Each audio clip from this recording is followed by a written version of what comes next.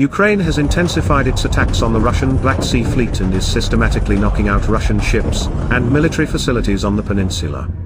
Such regular attacks have already turned the Russian Black Sea Fleet into a flotilla. For them, every trip to the open sea is a very serious risk. And I do not rule out the possibility that after a while they will be forced to partially move their warships outside the Black Sea, to a safer place. Although the Russian command still has to come to this conclusion. And when the Ukrainian defense forces reach the coast of the Azov Sea, then there will be serious risks for the Russian fleet there, so they have to hurry while they still have time. Great news, the US is giving a small experimental batch of ATACMS missiles.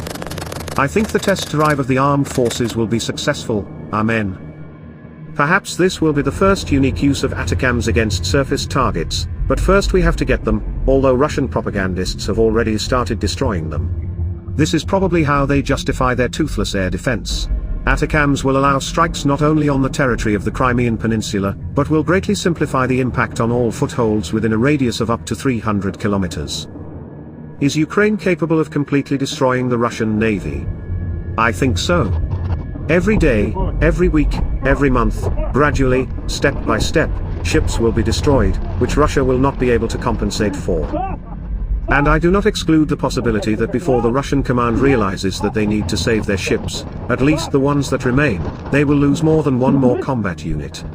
Ukraine has every chance of destroying the Russian Black Sea Fleet. The Crimean Bridge is also a strategically important object. But for strikes to be more effective, we need to reduce the distance from it.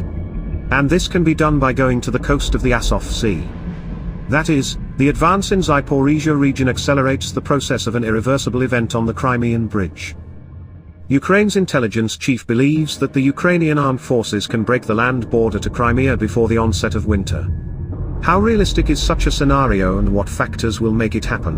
One of the factors may be the decision of the Russian command regarding Tokmak. Whether they will run away from Tokmak, or leave there the garrisons of suicidal people who will have to be knocked out from there. That is, surrounding Tokmak, starting urban battles, all this will slow down the advance of the Ukrainian army towards Melitopol, and this must be recognized. There are different scenarios, but what Budanov says about the possibility of reaching the Azov Sea coast by the beginning of winter is quite possible. There are positive scenarios for the development of the Ukrainian offensive, but there are also negative scenarios. And reaching the Azov coast is one of the positive scenarios. If the Ukrainian armed forces reach the administrative border of Crimea this year or in early 2024, then after consolidating their positions, the process of creating conditions for the liberation of Crimea can immediately begin, and they are already being formed.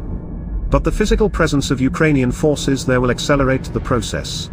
So when can the scenario begin? Most likely it will be in 2024 and it will consist of several phases. The preparatory phase, without large-scale ground operations on the peninsula itself. It will be exclusively remote destruction of the Russian occupiers' facilities on the peninsula and targeted sabotage attacks.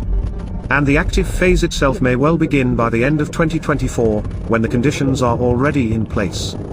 And one of the conditions is the exhaustion of Russian troops on the peninsula, which we see every day in the news.